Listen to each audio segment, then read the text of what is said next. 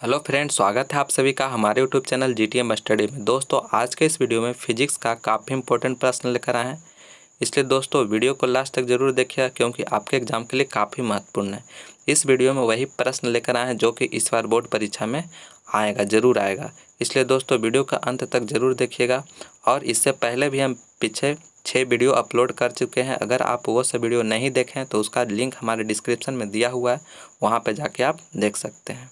चलिए आज के वीडियो शुरू करते हैं। जल्दी से वीडियो को लाइक कर दीजिए, अपने दोस्तों के पास शेयर कर दीजिए। और आप हमारे चैनल पर नए हैं तो प्लीज़ चैनल को सब्सक्राइब करके बेल आइकन को भी प्रेस कर ले, ताकि हम कोई भी वीडियो आपके एग्जाम से रिलेटेड अपलोड करें तो उसका नोटिफिकेशन आप लोगों को मिल जाए। चलिए आज के वीडियो शुरू करते हैं। फर्स्ट प्रश्न में कह रहा है कि विद्युत चुम्बकीय तरंगों की प्रकृति होती है। दोस्तों, आपसे यहाँ पे पूछा जा रहा है कि विद्युत चुम्बकीय तरंगों की जो प्रकृति होती है वह किस तरह का होता है। तो पहला ऑप्शन में दे रहा है अनुप्रस्थ, दूसरा दे रहा है अनुदैर्ध्य, और तीसरा में दे रहा है अनुप्रस्थ और अनुदैर्ध्य दोनों, और चौथा में दे रहा है यांत्रिक। तो दोस्तों इसका राइट आंसर हो जाएगा जो विद्युत चुम्बकीय तरंगों होती है उसका प्रकृति जो होता है वह अनुप्रस्थ होता है। फर्स्ट ऑप्शन यहाँ पे बिल्कुल करेक्ट है। इलेक्ट्रिक मैग्नेटिक वेव्स जो होता है उसका जो नेचर होता है वह अनुप्रस्थ होता है। फर्स्ट ऑप्शन यहाँ पे बिल्कुल करेक्ट है। नेक्स्ट क्वेश्चन दूसरा नंबर में देखिए क्या कह रहा है दोस्तों कि कार्बन प्रतिरोध का कलर कोड में हरा रंग का मान होता है। दोस्तों, कार्बन प्रतिरोध जो होता है उसमें कलर कोड जो होता है उसमें हरा रंग के लिए कितना मान होता है। तो इसका राइट आंसर हो जाएगा दोस्तों वह 5। हरा रंग के लिए जो मान होता है वह 5 होता है। डी ऑप्शन यहाँ पे बिल्कुल करेक्ट है। 5 जो होता है हरा रंग के लिए होता है, और 2 जो होता है दोस्तों वो आप रेड के लिए याद रखिएगा। 2 होता है वह रेड के लिए होता है, और 3 जो होता है दोस्तों वह ऑरेंज कलर के लिए होता है, और 4 जो होता है दोस्तों वह येलो के लिए होता है। ये भी आप याद रखिएगा। 2 जो है रेड के लिए, 3 जो होता है ऑरेंज के लिए, और 4 जो है येलो के लिए, और 5 जो है ग्रीन के लिए। चलिए चलते हैं अगला क्वेश्चन तीसरा नंबर पे। तीसरा नंबर में कह रहा है कि कैथोड किरणें होती है। दोस्तों, जो कैथोड किरणें होती है वह क्या होती है। इलेक्ट्रॉन होती है, न्यूट्रॉन होती है, प्रोटॉन होती है, फोटोन होती है। तो दोस्तों कैथोड किरणें जो होती है वह इलेक्ट्रॉन होती है। फर्स्ट ऑप्शन यहाँ पे बिल्कुल करेक्ट है। कहने का मतलब इलेक्ट्रॉन किरणें जो होती है उसमें इलेक्ट्रॉन का मात्रा रहता है। मतलब फर्स्ट ऑप्शन यहाँ पे बिल्कुल करेक्ट है। नेक्स्ट क्वेश्चन चौथा नंबर काफ़ी इंपॉर्टेंट प्रश्न है दोस्तों। पूछा जा रहा है कि 3 सामान्य धारिता सी वाले संधारित्र को समांतर क्रम में जोड़ने पर उसकी समतुल्य धारिता होती है। कहने का मतलब दोस्तों 3 को जो है आपको कैपेसिटर्स दिया हुआ है, उसका जो धारिता है वह समान सी दिया हुआ है। आप उसको समांतर क्रम में जोड़ रहे हैं तो उसका जो समतुल्य धारिता होगा वह कितना होगा। तो दोस्तों इसका फार्मूला जो होता है, अगर समांतर क्रम में जब रहता है तो उसका धारिता निकालने के लिए सी इक्विवेलेंट के लिए जो फार्मूला होता है सी इक्विवेलेंट बराबर वह हो जाता है C1 plus C2 plus C3। यही मेरा फार्मूला हो जाता है जब अगर समांतर क्रम में दिया हुआ रहता है। तो यहाँ पे C1 है इक्वल टू इतना होता है। तो मेरा सभी का जो धारिता जो है कह रहा है 3 समान, मैंने 3 को जो है समान है, मैंने इक्वल है। तीनों कैपेसिटर जो है इक्वल C कैपेसिटर धारिता का है। तो यहाँ पे C1 के जगह पे C धरा जाएगा, प्लस C2 की जगह भी C धरा जाएगा, और C3 की जगह पे भी C धरा जाएगा यहाँ पे। तो हमारा कैलकुलेट करके कितना गया 3C आ गया। तो हमारा कौन सा ऑप्शन में दिया, सी ऑप्शन में दिया हुआ है 3C। मेरा बिल्कुल करेक्ट हो जाएगा सी ऑप्शन यहाँ पे।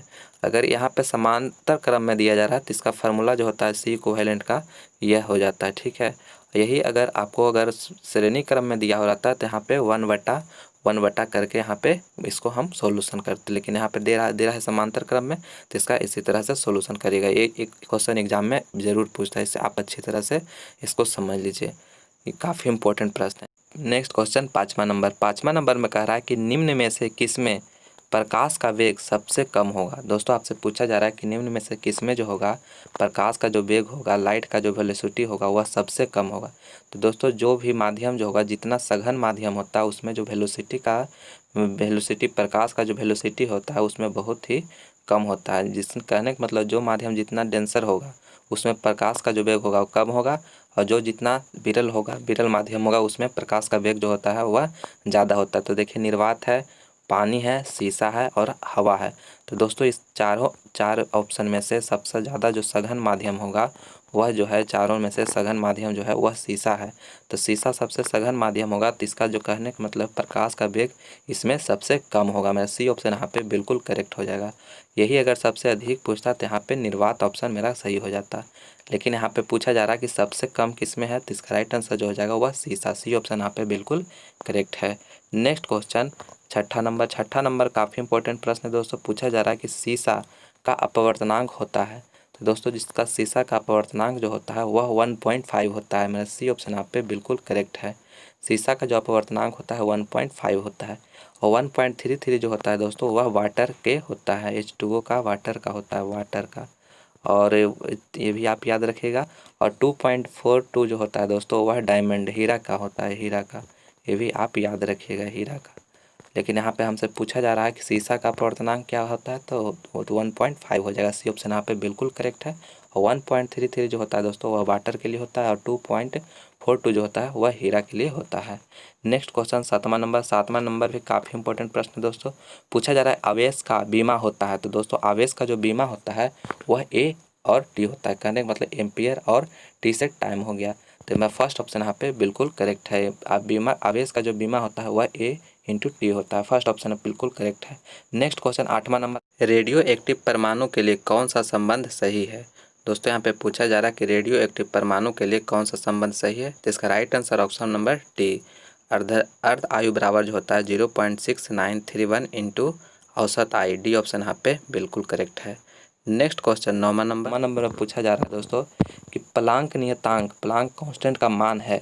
दोस्तों प्लांक कांस्टेंट का जो वैल्यू होता है वह कितना होता है, तो वह 6.626 इंटू 10⁻⁻34 जूल सेकेंड होता है। सी ऑप्शन यहाँ पे बिल्कुल करेक्ट है। यह भी काफ़ी इंपॉर्टेंट प्रश्न है दोस्तों, इसे आप अच्छा से याद कर लीजिएगा।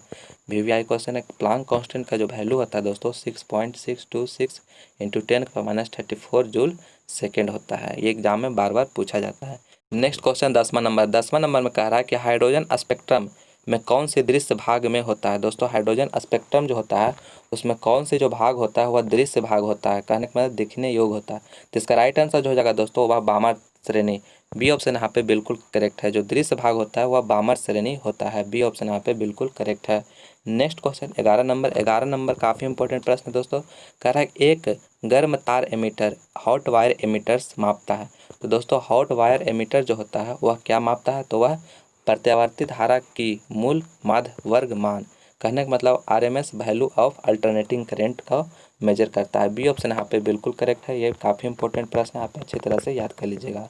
नेक्स्ट क्वेश्चन 12 नंबर में कह रहा है, यह भी काफ़ी इंपॉर्टेंट प्रश्न है दोस्तों। कह रहा है कि दशमिक संख्या 9 का द्विधारी होता है।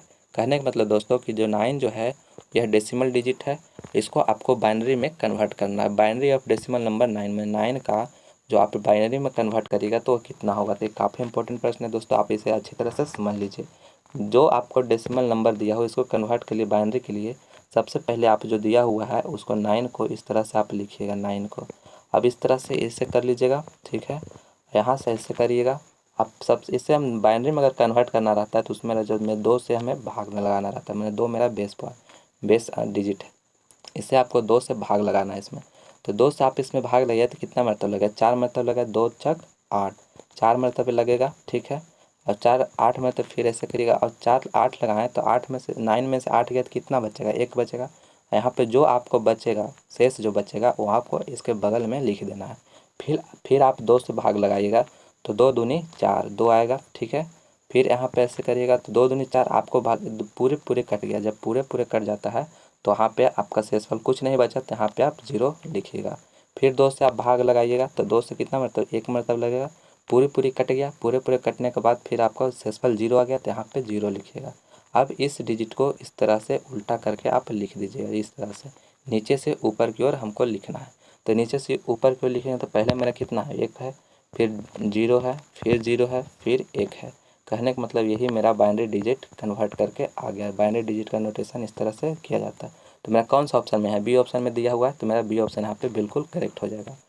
इस तरह से पहले 9 जो आपको कन्वर्ट करने के लिए संख्या डेसिमल नंबर देगा उसको आप लिख लीजिएगा, 2 से आप भागा देते जाइएगा। जिसका अगर भागा नहीं लगेगा शेषफल आएगा उसको यहाँ पे आप शेषफल लिखते जाइएगा। अगर पूरी तरह से भाग लग जाता है तो वह 0 लिख दीजिएगा उसमें। और इसका हमेशा एक पॉइंट याद रखिएगा कि जब भी आप बाइनरी नंबर लिखिएगा तो वह नीचे से ऊपर की ओर में लिखिएगा। तो यहाँ पे 1, यहाँ पे तो दोनों तरफ से सेम हो जाएगा, लेकिन यहाँ पे जो है नीचे से लिखाता है 1 0 0 1 हो जाएगा।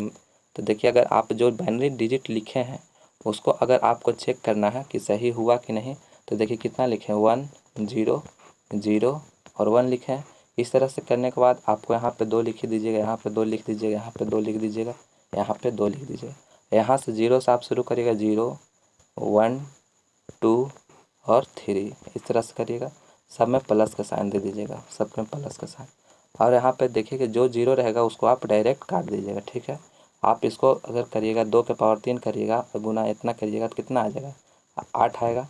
और प्लस 2 के पावर 0 कितना होता है, 2 के पावर 0 होता है 1 होता है। तो आप इसको दोनों को जोड़िए कितना आएगा 9 आएगा। तो मेरा 9 आ गया। कहने का मतलब हम चेक भी कर लिए, चेक करने का यही रूल है। जितने भी डिजिट आएगा बाइनरी नंबर इस तरह से आप सजा के लिख लीजिएगा।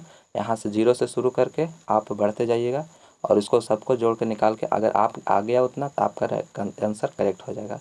इसी तरह से आप एक प्रश्न दोस्तों इसमें हमेशा बार बार पूछा जाता है, इसको आप इसी तरह जिस तरह से बताएं इस तरह से आप करिएगा, आपको 1 नंबर गारंटी दिया जाएगा। दोस्तों अगर यह वीडियो आपको पसंद आया हो तो प्लीज़ इसे लाइक करिए दोस्तों। कहा है कि हम काफ़ी मेहनत से आपके लिए वीडियो बना के लाते हैं और आपका एग्ज़ाम में हम चाहते हैं कि ज़्यादा से ज़्यादा मार्क्स आप गेन करें और अपने माता पिता का नाम रोशन करें। चलिए नेक्स्ट क्वेश्चन 13 नंबर पे चलते हैं। 13 नंबर में कह रहा है दोस्तों कि ब्रिस्टर लॉ का नियम, ब्रिस्टर लॉ का जो लॉ होता है दोस्तों वह क्या है। तो दोस्तों इसका राइट आंसर जो हो जाएगा दोस्तों वह म्यू बराबर 10 IP। सी ऑप्शन यहाँ पे बिल्कुल करेक्ट है। जहाँ पे म्यू जो है दोस्तों वह प्रकाशीय माध्यम का अपवर्तनांक है और IP जो है वह ध्रुवन कोण है। यह काफ़ी इंपॉर्टेंट प्रश्न है दोस्तों, इसे भी आप याद कर लीजिएगा। नेक्स्ट क्वेश्चन 14 नंबर भी काफ़ी इंपॉर्टेंट प्रश्न है दोस्तों। कह रहा है कि लेंज का नियम किस संरक्षण सिद्धांत से संबंधित है। लेंज का जो नियम है दोस्तों वह किस संरक्षण सिद्धांत से संबंधित है, तो वह जो है दोस्तों ऊर्जा संरक्षण सिद्धांत से संबंधित है। ऊर्जा सिद्धांत के ऊर्जा का नियम कंजर्वेशन ऑफ एनर्जी पर संबंधित है। सी ऑप्शन यहाँ पे बिल्कुल करेक्ट है। नेक्स्ट क्वेश्चन 15 नंबर में कह रहा है दोस्तों कि विद्युत धारा का चुंबकीय प्रभाव का खोज किसने किया। यह भी काफ़ी इंपॉर्टेंट प्रश्न दोस्तों। विद्युत धारा का जो चुंबकीय प्रभाव का जो खोज किए थे वो किसने किए थे, तो इसका राइट आंसर हो जाएगा दोस्तों ऑस्ट्रेट्स। डी ऑप्शन यहाँ पे बिल्कुल करेक्ट है। नेक्स्ट क्वेश्चन 16 नंबर में कह रहा है दोस्तों कि फ्लेमिंग के दाहिने हाथ का नियम में अंगूठे की दिशा दर्शाता है। दोस्तों फ्लेमिंग के दाहिने हाथ का जो नियम है उसमें अंगूठा का जो दिशा है दोस्तों वह किस चीज़ का आपको डायरेक्शन इंडिकेट करता है, किस चीज़ का इंडिकेशन करता है। तो इसका राइट आंसर हो जाएगा दोस्तों वह चुंबकीय बल की दिशा। बी ऑप्शन यहाँ पे बिल्कुल करेक्ट है। अंगूठा जो होता है दोस्तों वह चुंबकीय बल की दिशा को दर्शाता है। बी ऑप्शन यहाँ पे बिल्कुल करेक्ट है। नेक्स्ट क्वेश्चन 17 नंबर में कह रहा है दोस्तों चुंबकीय क्षेत्र का एसआई मात्रक होता है। दोस्तों मैग्नेटिक फील्ड का जो एसआई मात्रक होता है वह क्या होता है, जिसका राइट आंसर हो जाएगा वह टेस्ला। फर्स्ट ऑप्शन यहाँ पे बिल्कुल करेक्ट है। नेक्स्ट क्वेश्चन 18 नंबर में कह रहा है दोस्तों कि दो आवेशों के बीच की दूरी दुगनी करने से बीच का बल हो जाता है। दोस्तों 2 आवेश है उसको बीच की दूरी अगर आप दोगुना कर देते हैं तो उसके बीच जो बल लग रहा है उसमें क्या प्रभाव पड़ेगा। तो दोस्तों आपको F बराबर फार्मूला पढ़े होंगे, यहाँ पे K कांस्टेंट मान लेते हैं और Q1 Q2 बटा R² ये फार्मूला होता है।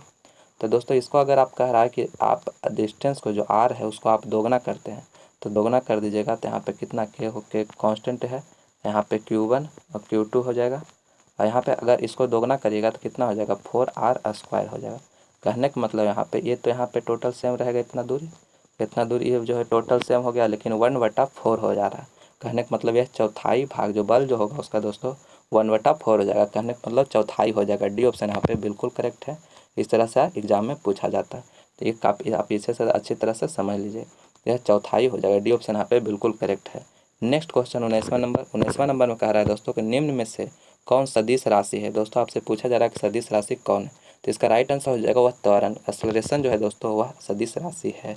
नेक्स्ट क्वेश्चन 20वां नंबर में कह रहा है कि विद्युत क्षेत्र की तीव्रता E और विभव V में संबंध है। तो इसका राइट आंसर हो जाएगा दोस्तों वह ऑप्शन नंबर सी, E बराबर -dV/dr।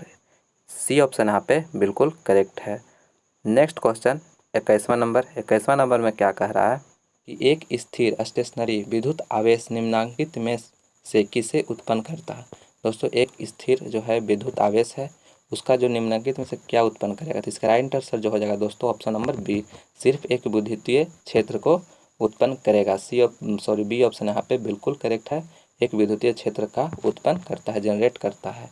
जब स्थिर स्टेशनरी विद्युत आवेश है तो वह एक विद्युतीय क्षेत्र को उत्पन्न करता है। नेक्स्ट क्वेश्चन 22वां नंबर दोस्तों, इस तरह का एक छोटा न्यूमेरिकल आपको एग्जाम में पूछा जाता है, काफ़ी इंपॉर्टेंट है।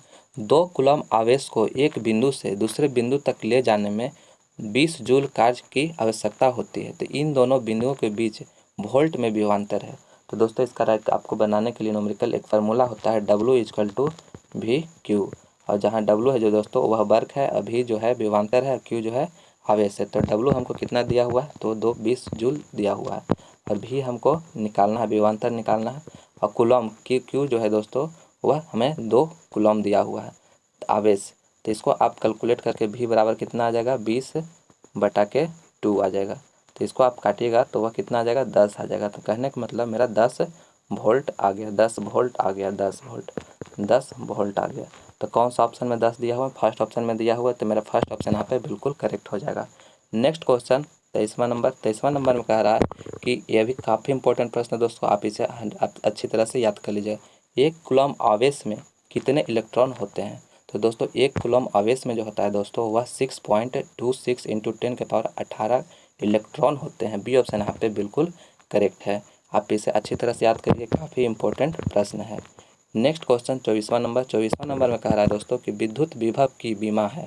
दोस्तों विद्युत विभव का जो बीमा है वह क्या है। तो इसका राइट आंसर हो जाएगा वह mL/2 T⁻³ और I⁻1। बी ऑप्शन यहाँ पे बिल्कुल करेक्ट है। नेक्स्ट क्वेश्चन 25वां नंबर में कह रहा है कि किसी संधारिता का मात्रक होता है। किसी का कैपेसिटर का जो कैपेसिटी होता है दोस्तों उसका मात्रक क्या होता है, तो वह फैराड होता है। सी ऑप्शन यहाँ पे बिल्कुल करेक्ट है। नेक्स्ट क्वेश्चन 26वां नंबर में कह रहा है दोस्तों कि विद्युत बल रेखा एक दूसरे को, दोस्तों विद्युत बल रेखा जो होता है वह एक दूसरे को काटती है, नहीं काटती है, काटती भी है और नहीं भी काटती है, इनमें से कोई नहीं। तो दोस्तों हम चाहते हैं कि इस प्रश्न का आंसर आप हमें कमेंट करके ज़रूर बताइए कि इसका राइट आंसर क्या होगा। मैं उम्मीद करता हूं कि यह वीडियो आपको पसंद आया होगा, तो प्लीज़ इसे लाइक करें, दोस्तों में शेयर करें, और आप हमारे चैनल पर नए हैं तो प्लीज़ चैनल को सब्सक्राइब करके साथ ही बेल नोटिफिकेशन को भी ऑन कर लीजिएगा, ताकि अगर हम आपके एग्ज़ाम से रिलेटेड कोई भी वीडियो अपलोड करें तो उसका नोटिफिकेशन आप लोगों को सबसे पहले मिले। चलिए मिलते हैं अगले वीडियो में, तब तक के लिए धन्यवाद।